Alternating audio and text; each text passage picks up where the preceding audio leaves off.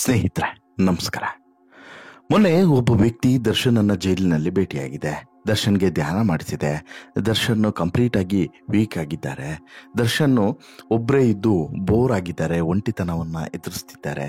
ಜೊತೆಗೆ ದರ್ಶನ್ ತುಂಬಾ ಚೆನ್ನಾಗಿ ಮಾತನಾಡಿದ್ರು, ತಪ್ಕೊಂಡೆ, ಸುಮಾರೆಲ್ಲ ವಿಚಾರಗಳನ್ನ ಹೀಗೆ ಹಂಚಿಕೊಂಡಿದ್ದ ಒಬ್ಬ ವ್ಯಕ್ತಿ. ಆತ ಮೊನ್ನೆ ಹೊರಗಡೆ ಬಂದ ಬಳಿಕ ಒಂದಷ್ಟು ಚಾನಲ್ಗಳಿಗೆ, ಒಂದಷ್ಟು ಯೂಟ್ಯೂಬ್ ವಾಹಿನಿಗಳಿಗೂ ಕೂಡ ಇಂಟರ್ವ್ಯೂವನ್ನು ಕೊಟ್ಟಿದ್ದ. ಜೊತೆಗೆ ಬಗೆಯಾಗಿ ಮತ್ತು ತುಂಬ ಸುಂದರವಾಗಿ ಮಾತನಾಡಿದ.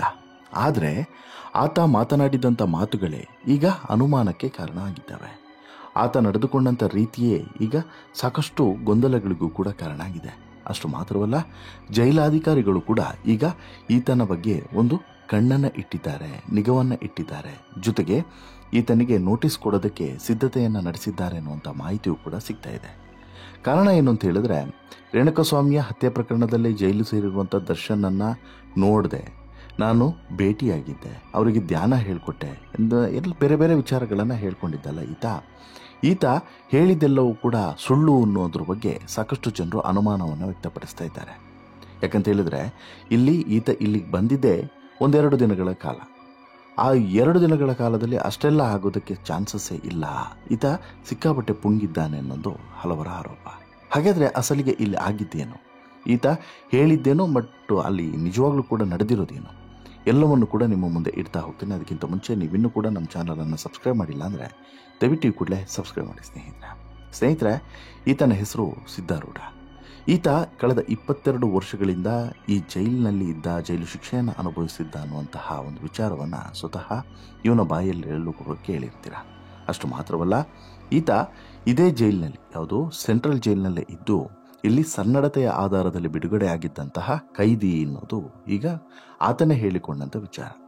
ಜೊತೆಗೆ ಈ ಬಿಡುಗಡೆ ಆಗೋದಕ್ಕಿಂತ ಮುಂಚೆ ನಾನು ದರ್ಶನ್ ಅಭಿಮಾನಿ ಆಗಿದ್ದೆ ಅನ್ನುವಂಥ ಕಾರಣಕ್ಕೋಸ್ಕರ ನನ್ನನ್ನು ಜೈಲಿನ ಅಧಿಕಾರಿಗಳು ದರ್ಶನನ್ನು ಭೇಟಿ ಮಾಡೋದಕ್ಕೆ ಅವಕಾಶ ಮಾಡಿಕೊಟ್ರು ಅಂತೇಳಿ ಹೇಳಿ ದರ್ಶನ್ ಕುರಿತಾದಂತೆ ಸಾಕಷ್ಟು ಶಾಕಿಂಗ್ ಸಂಗತಿಗಳನ್ನು ಮತ್ತು ಅಚ್ಚರಿಯ ವಿಚಾರಗಳನ್ನು ಅಲ್ಲಿ ಹೇಳಿಕೊಂಡಿದ್ದ. ಈ ಮೂಲಕ ಫುಲ್ಲು ಪಬ್ಲಿಸಿಟಿಯನ್ನು ಕೂಡ ಗಿಟ್ಟಿಸ್ಕೊಂಡಿದ್ದ. ಯಾಕಂತ ಹೇಳಿದ್ರೆ, ಮೊದಲು ಒಂದು ಚಾನಲ್, ನಂತರ ಸಾಕಷ್ಟು ಚಾನಲ್ಗಳು, ಹೀಗೆ ಎಲ್ಲ ಚಾನಲ್ನವರು ಕೂಡ ಈತನನ್ನು ಕರ್ಕೊಂಡು ಹೋದರು, ಇಂಟರ್ವ್ಯೂ ಮಾಡಿದ್ರು. ಈತನನ್ನು ರಾತ್ರೋರಾತ್ರಿ ಸೋಷಿಯಲ್ ಮೀಡಿಯಾಗಳಲ್ಲಿ ಮತ್ತು ಒಟ್ಟಾರೆ ರಾಜ್ಯದಲ್ಲಿ ಫುಲ್ ಹೈಲೈಟ್, ಪಾಪ್ಯುಲರ್ ಆಗುವ ರೀತಿಯನ್ನು ಕೂಡ ಮಾಡಿದ್ರು ಅಂತಲೇ ಹೇಳ್ಬೋದು. ಆದರೆ ಈಗ ನಿಜವಾದಂಥ ಚರ್ಚೆ ಶುರುವಾಗಿದೆ. ಯಾವಾಗ ಇಷ್ಟೆಲ್ಲ ಬಹಿರಂಗ ಆಯಿತೋ, ಇದಾದ ಬಳಿಕ ಈತನ ನಿಜ ಬಣ್ಣವೇ ಬೇರೆ ಎನ್ನುವುದರ ಬಗ್ಗೆ ಚರ್ಚೆಗಳು ನಡೀತಿದ್ದಾವೆ. ಈತ ಸುಳ್ಳಿನ ಕಂತೆಯನ್ನೇ ಬಿಟ್ಟಿದ್ದಾನೆ ಎನ್ನುವುದನ್ನು ಕೂಡ ಈಗ ಅನುಮಾನವನ್ನು ವ್ಯಕ್ತಪಡಿಸ್ತಿದ್ದಾನೆ. ಹಾಗೆಯೇ ಈತನಿಗೆ ಈಗ ನೋಟಿಸ್ ಕೊಟ್ಟು ವಿಚಾರಣೆಗೆ ಹಾಜರಾಗುವಂತೆಯೂ ಕೂಡ ಸೂಚಿಸೋದಕ್ಕೆ ಸಿದ್ಧತೆಯನ್ನು ಮಾಡ್ತಿದ್ದಾರೆ ಅನ್ನುವಂಥದ್ದು ಈಗ ಗೊತ್ತಾಗ್ತಿರುವಂಥ ವಿಚಾರ. ಯಾಕೆ, ಏನಾಯಿತು ಹೇಳ್ತೀನಿ ನೋಡಿ. ರೇಣುಕಾಸ್ವಾಮಿ ಹತ್ಯೆ ಕೇಸ್ನಲ್ಲಿ ವಿಚಾರಣಾಧೀನ ಕೈದಿಯಾಗಿರುವಂಥ ನಟ ದರ್ಶನ್ ಅವರನ್ನು ಪರಪ್ಪನ ಅಗ್ರಹಾರ ಸೆಂಟ್ರಲ್ ಜೈಲಿನಲ್ಲಿ ಇರಿಸಲಾಗಿದೆ ಸತ್ಯ. ಈ ಮಧ್ಯೆ ನಾನು ಸೆಂಟ್ರಲ್ ಜೈಲಿನಲ್ಲಿ ದರ್ಶನ್ ಅವರನ್ನು ಭೇಟಿಯಾಗಿದ್ದೆ, ಅವರಿಗೆ ಧ್ಯಾನವನ್ನು ಹೇಳಿಕೊಟ್ಟೆ ಅನ್ನುವಂತಹ ಒಂದಷ್ಟು ಪುಂಗಿ ಮಾತುಗಳನ್ನು ಹೇಳಿದ್ದಂತಹ ವ್ಯಕ್ತಿಗೆ ಈಗ ನಿಜವಾಗ್ಲೂ ಕೂಡ ಸಂಕಷ್ಟಗಳು ಎದುರಾಗಿದ್ದಾವೆ. ಯಾಕೆ? ಜುಲೈ 9ರಂದು ಸನ್ನಡತೆ ಆಧಾರದ ಮೇಲೆ ಕೆಲ ಕೈದಿಗಳನ್ನು ಬಿಡುಗಡೆ ಮಾಡಲಾಗಿತ್ತು. ಅದರಲ್ಲಿ ಚಿತ್ರದುರ್ಗ ಮೂಲದ ಸಿದ್ಧಾರೂಢ ಕೂಡ ಒಬ್ಬ. ಕೊಲೆ ಪ್ರಕರಣದಲ್ಲಿ, ಹತ್ಯೆ ಪ್ರಕರಣದಲ್ಲಿ 22 ವರ್ಷಗಳಿಂದ ಜೈಲಿನಲ್ಲಿ ಇದ್ದಂಥ ಸಿದ್ಧಾರೂಢ ಜುಲೈ 9ರಂದು ಹೊರಗಡೆ ಬಂದಿದ್ದ. ಆದರೆ ಆಚೆ ಬಂದಂಥ 2 ವಾರದ ಬಳಿಕ ಮಾಧ್ಯಮಗಳಿಗೆ ಈತ ಸಂದರ್ಶನವನ್ನು ಕೊಟ್ಟಿದ್ದ. ಈ ಸಂದರ್ಭದಲ್ಲಿ ದರ್ಶನ್ ಬಗ್ಗೆ ಸಂದರ್ಶನಗಳಲ್ಲಿ ಹೇಳಿಕೊಂಡಿದ್ದ. ಅಲ್ಲಿ ಆತ ನೀಡಿದಂಥ ಹೇಳಿಕೆಗಳೇ ಈಗ ಸಂಕಷ್ಟವನ್ನು ತಂದೊಡ್ಡುವಂಥ ಸಾಧ್ಯತೆ ಇದೆ.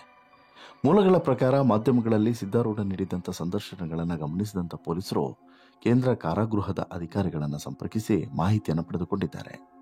VIP ಸೆಲ್ನಲ್ಲಿ ಇರುವಂಥ ದರ್ಶನ್ ಅವರನ್ನು ಇತರೆ ಕೈದಿಗಳು ಸಂಪರ್ಕ ಮಾಡಿದ್ದಾರೆ ಏನಂತ ಹೇಳಿ ವಿಚಾರಣೆಯನ್ನು ಮಾಡಿದಾಗ ಆ ರೀತಿ ಯಾರನ್ನೂ ಕೂಡ ದರ್ಶನ್ ಭೇಟಿ ಮಾಡೋದಕ್ಕೆ ಅವಕಾಶವನ್ನು ಕಲ್ಪಿಸಿಲ್ಲ ಅನ್ನುವಂಥ ಉತ್ತರವನ್ನು ಕೊಟ್ಟಿದ್ದಾರೆ ಅನ್ನೋದು ಗೊತ್ತಾಗಿದೆ. ಈ ವಿಚಾರ ಗೊತ್ತಾಗ್ತಿದ್ದಂತೆ ಸಿದ್ಧಾರೂಢಗೆ ಪೊಲೀಸರು ನೋಟಿಸ್ ಕೊಡೋದಕ್ಕೆ ಸಿದ್ಧತೆಯನ್ನು ನಡೆಸಿದ್ದಾರೆ ಅನ್ನುವಂಥ ಮಾಹಿತಿಯೂ ಕೂಡ ಗೊತ್ತಾಗ್ತಿದೆ. ಅದು ಅಲ್ಲದೆ ದರ್ಶನ್ ಇರುವಂತಹ ಪರಪ್ಪನ ಅಗ್ರಹಾರ ಜೈಲಿನಲ್ಲಿ ಸಿದ್ಧಾರೂಢ ಇದ್ದಿದ್ದು ಕೆಲವೇ ಗಂಟೆಗಳು ಮಾತ್ರ. ಯಾಕೆ ಅಂತ ಹೇಳಿದ್ರೆ, ಬಳ್ಳಾರಿ ಜೈಲಿನಲ್ಲಿದ್ದಂಥ ಸಿದ್ಧಾರೂಢನನ್ನು ಜುಲೈ 8ರಂದು ಬೆಂಗಳೂರಿನ ಪರಪ್ಪನ ಅಗ್ರಹಾರ ಸೆಂಟ್ರಲ್ ಜೈಲಿಗೆ ಕರೆತರಲಾಗಿತ್ತು. ಜುಲೈ 9ರಂದು ಸನ್ನಡತೆಯ ಆಧಾರದ ಮೇಲೆ ಬಿಡುಗಡೆ ಮಾಡಲಾಗಿತ್ತು. ಹೀಗಿರುವಾಗ ಅದು ಯಾವ ಗ್ಯಾಪ್ನಲ್ಲಿ ಈತ ದರ್ಶನನ್ನು ಭೇಟಿ ಮಾಡೋದಕ್ಕೆ ಅವಕಾಶ ಸಿಕ್ತು ಅನ್ನೋದು ಈಗಿರುವಂಥ ಪ್ರಶ್ನೆ. ಇನ್ನು ಇಲ್ಲಿ VIP ಸೆಲ್ಗೆ ಹೋಗ್ಬಿಟ್ಟು ದರ್ಶನನ ಭೇಟಿ ಮಾಡೋದಕ್ಕೆ ಯಾರಿಗೂ ಕೂಡ ಅವಕಾಶ ಇಲ್ಲ. ಈ ಸಂದರ್ಭದಲ್ಲಿ ಈತ ಹೇಗೆ ಹೋದ, ದರ್ಶನನ್ನ ಹೇಗೆ ಈತ ಒಬ್ಬ ಸಾಮಾನ್ಯ ಕೈದಿಯಾಗಿದ್ದವನು, ಒಳಗಡೆ ಇದ್ದವನು, ಈತ ಹೇಗೆ ಹೋದ ಅನ್ನೋದು ಈಗಿರುವಂಥ ಪ್ರಶ್ನೆ. ಹಾಗೆಯೇ ಈ ಸಿದ್ಧಾರೂಢ ಸಾಕಷ್ಟು ವಿಚಾರಗಳನ್ನು ಕೂಡ ಹೇಳ್ಕೊಂಡಿದ್ದ.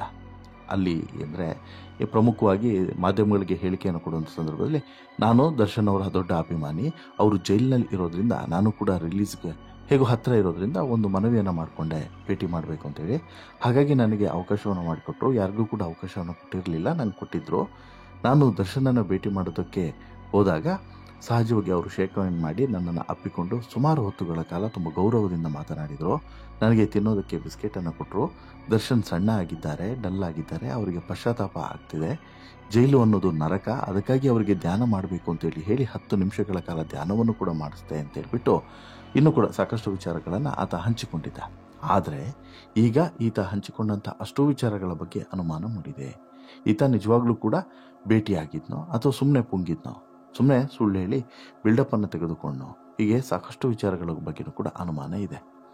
ಇನ್ನು ಈತ ಹೇಳಿರುವಂಥ ಹಾಗೆ, ಈತ ಹೇಳಿದಂತೆ ಹಾಗೆಯೇ ದರ್ಶನನ್ನು ಭೇಟಿ ಮಾಡದೇ ಇದ್ದರೆ, ದರ್ಶನನ್ನು ಭೇಟಿ ಮಾಡದೆ ಈ ರೀತಿ ಸುಳ್ಳು ಸ್ಟೇಟ್ಮೆಂಟನ್ನು ಕೊಟ್ಟಿದ್ರೆ ಬಹುಶಃ ಈತನಿಗೂ ಕೂಡ ಈಗ ನೋಟಿಸನ್ನು ಕೊಡ್ತಾರೆ. ಯಾವ ಆಧಾರದಲ್ಲಿ?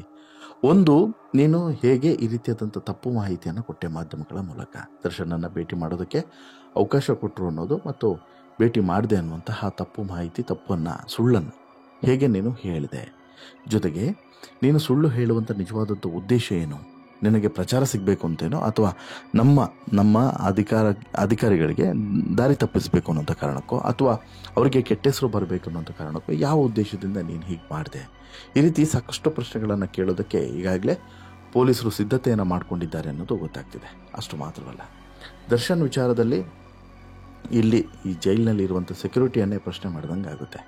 ಹೀಗಿರುವಾಗ ಇದು ನಾಳೆ ಮತ್ತೊಂದಷ್ಟು ಸಮಸ್ಯೆಗಳಿಗೂ ಕೂಡ ಕಾರಣ ಆಗ್ತದೆ. ಆಮೇಲೆ ಕೋರ್ಟ್ಗೆ ಈ ವಿಚಾರವಾಗಿ ಯಾರಾದರೂ ಮತ್ತೆ ಅರ್ಜಿಯನ್ನು ಸಲ್ಲಿಸಿದರೆ ಇದು ಕೂಡ ಜೈಲಾಧಿಕಾರಿಗಳಿಗೆ ಸಂಕಷ್ಟ ಹೆಚ್ಚಾಗಿ ಮಾಡುತ್ತೆ. ಯಾಕಂತ ಹೇಳಿದ್ರೆ, ಈಗ ಜೈಲಿನಲ್ಲಿ ಇರೋದು ಅಂತ ಹೇಳಿದ್ರೆ ನ್ಯಾಯಾಧೀಶರ ಕಸ್ಟಡಿಯಲ್ಲಿ ಇದ್ದ ಹಾಗೆ.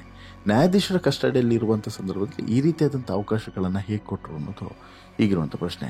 ಇನ್ನೂ ವಿಚಿತ್ರ ಮತ್ತು ವಿಶೇಷ ಏನು ಅಂತ ಹೇಳಿದ್ರೆ, ಎಂತೆಂಥ ಸೆಲೆಬ್ರಿಟಿಗಳು, ದರ್ಶನ್ ಆಪ್ತರೇ ಕೂಡ ದರ್ಶನನ್ನು ಒಂದು ಸಲಕ್ಕೆ ಭೇಟಿ ಮಾಡಿ ಹೋಗೋದಕ್ಕೆ ಸಾಧ್ಯವಾಗ್ತಿಲ್ಲ, ಅವಕಾಶಗಳು ಸಿಗ್ತಾ ಇಲ್ಲ. ಹೀಗಿರುವಾಗ ಒಬ್ಬ ಕೈದಿ, ಅದು ಕೂಡ ಸುಮಾರು ಒಂದು 22 ವರ್ಷಗಳ ಕಾಲ ಜೈಲಿನಲ್ಲಿ ಇದ್ದಂಥ ಕೈದಿ, ಅದು ಬಳ್ಳಾರಿ ಜೈಲಿನಲ್ಲಿ ಇದ್ದು ಕೊನೆಯ ಹಂತದಲ್ಲಿ, ಬಿಡುಗಡೆಯ ಹಂತದಲ್ಲಿ ಬೆಂಗಳೂರಿಗೆ ಬಂದಂಥ ಕೈದಿ ದರ್ಶನನ ಭೇಟಿ ಮಾಡ್ದ ಅಂತ ಹೇಳಿದರೆ ಅದು ಹೇಗೆ ಸಾಧ್ಯ? ಯಾವ ಉದ್ದೇಶಕ್ಕೆ ಈ ರೀತಿ ಹೇಳ್ದ? ಪ್ರಚಾರ ಗಿಟ್ಟಿಸ್ಕೊಳ್ಬೇಕು ಅನ್ನೋಂಥ ಕಾರಣಕ್ಕೋಸ್ಕರ ಈ ರೀತಿ ಹೇಳಿದ್ನೋ ಅಥವಾ ನಿಜವಾಗ್ಲೂ ಕೂಡ ಇಲ್ಲ, ಇವೆಲ್ಲದೂ ಕೂಡ ಈ ಸುಳ್ಳು ಅನ್ನೋದೇ ಸುಳ್ಳು, ನಿಜವಾಗ್ಲೂ ಕೂಡ ಆತ ಭೇಟಿ ಮಾಡಿದ್ನ? ಹೀಗೆ ಸಾಕಷ್ಟು ಪ್ರಶ್ನೆಗಳು ಇರೋದಂತೂ ಸತ್ಯ. ಇದಕ್ಕೆ ಸ್ಪಷ್ಟನೆಯನ್ನು ಕೊಡಬೇಕಾಗಿರೋದು ಸ್ವತಃ ಜೈಲಾಧಿಕಾರಿಗಳು ಕ್ಲಾರಿಫಿಕೇಷನನ್ನು ಕೊಟ್ಬಿಟ್ಟು ಈತ ಸುಳ್ಳು ಹೇಳಿದರೆ ಈತನ ಮೇಲೆ ಒಂದು ಆ್ಯಕ್ಷನನ್ನು ತೆಗೆದುಕೊಳ್ಳಲೇಬೇಕು ಅನ್ನೋದು ಈಗ ಸಾಕಷ್ಟು ಜನರ ಒತ್ತಾಯ. ಹಾಗಾದರೆ ನಿಮಗೇನು ಅನಿಸುತ್ತೆ ಸ್ನೇಹಿತರೆ ಈತನ ಬಗ್ಗೆ? ನಿಮಗೇನಿಸ್ತು ಸಿದ್ಧಾರೂಢನ ಮಾತುಗಳನ್ನು ಕೇಳಿದರೆ? ನಿಮ್ಮ ಅಭಿಪ್ರಾಯ ಏನು? ದಯವಿಟ್ಟು ಕಮೆಂಟ್ ಮಾಡಿ ತಿಳಿಸಿ. ಜೊತೆಗೆ ಈ ಸ್ಟೋರಿ ಇಷ್ಟ ಆಯಿತು ಅಂತ ಹೇಳಿದ್ರೆ ಲೈಕ್ ಮಾಡಿ, ಶೇರ್ ಮಾಡಿ, ಚಾನಲ್ಗೆ ಸಬ್ಸ್ಕ್ರೈಬ್ ಮಾಡಿ.